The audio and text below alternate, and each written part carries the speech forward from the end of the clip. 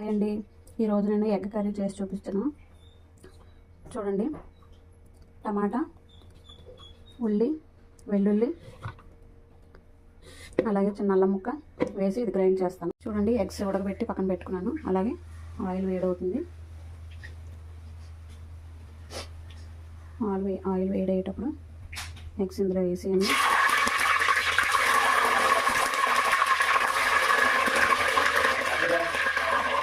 చూడండి, గుడ్లు వేగిపోయి తీసి పక్కన పెట్టుకుని, అలాగే చూడండి సోంపు, జీలకర్ర, ధనియాలు, మిరియాలు, అలాగే లవంగాలు, దాల్చిన చెక్క వేసి కొంచెం గరం మసాలా చేసుకున్నాం. గుడ్లు వేయించి పక్కన పెట్టుకున్నాను. ఇదే ఆయిల్లో కొంచెం ఆవాలు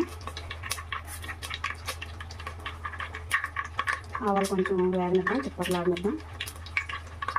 అందులోనే కొంచెం జీలకర్ర, అందులోనే గ్రైండ్ చేసి పెట్టుకున్న ఉల్లిపాయలు, టమాటా, అల్లం, వెల్లుల్లి పేస్ట్ ఇందులో వేసాను.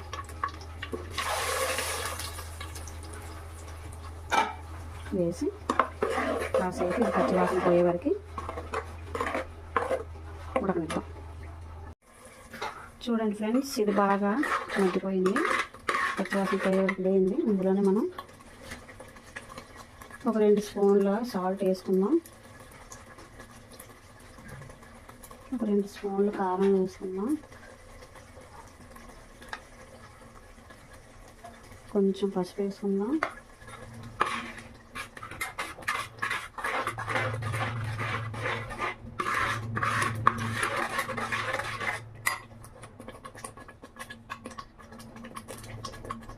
ఇంకా కొంచెం కారం వేస్తున్నాను, సరిపోదనుకుంటున్నాను. దీన్ని బాగా కలుపుకున్నాం. ఇందులోనే కరివేపాకు, ఒక 5 పచ్చిమిర్చి,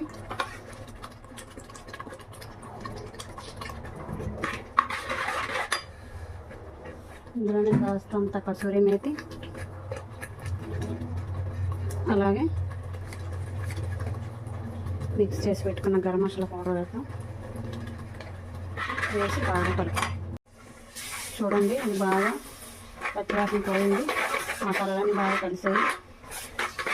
అలాగే ఇందులో కొత్తిమీర వేసుకున్నాం. కొత్తిమీర వేసుకున్న తర్వాత కొంచెం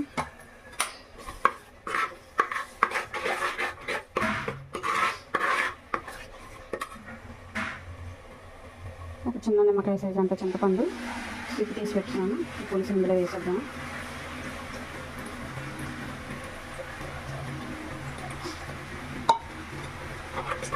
వేసి కాసేపు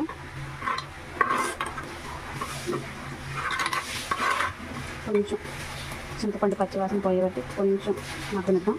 చూడండి, ఈ పులుసు బాగా మరిగిపోయింది. మొత్తం గ్రేవీ అంతా ఆయిల్ పైకి తేలింది. చూడండి, ఇందులోనే మనం కాస్తంత వాటర్ పోస్తుంది. ఒక గ్లాస్ వాటర్ వేసుకొని ఇందులోనే పక్కన పెట్టిన గుడ్లు వేసుకుందాం. వేయించి పక్కన పెట్టుకున్నాను కదా, ఆ గుడ్లు వేస్తాను. వేసిన తర్వాత చూడండి, గ్రేవీ ఎంత బాగుంది. ఇది కొంచెం ఒక 5 మినిట్స్ బాగా మరిగింది అనుకోండి. తర్వాత స్టవ్ ఆఫ్ చేసుకున్నాం. చాలా బాగుంటుంది టేస్ట్. ఒకసారి ట్రై చేసి చూడండి. చూడండి ఎంత బాగుంది. మనం ముందుగానే ఉల్లిపాయ, అల్లం, వెల్లుల్లి, టమాటా వేసి మొత్తం మిక్స్ చేస్తాం.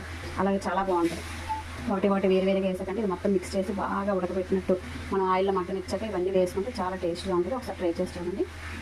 ఈ కర్రీ అయితే రెడీ అయిపోయింది. చూడండి, ఈ కర్రీ అయితే రెడీ అయిపోయింది. కాసేపు 5 మినిట్స్ కొంచెం ఉడికిన తర్వాత మీరు స్టవ్ ఆఫ్ చేసుకోవచ్చు. ఈ కర్రీ కనుక మీకు నచ్చినట్టయితే నాకు లైక్ చేయండి, సబ్స్క్రైబ్ చేసుకోండి నా ఛానల్ని. ప్లీజ్ ఫ్రెండ్స్, ఒక్క లైక్ చేయండి. బాయ్.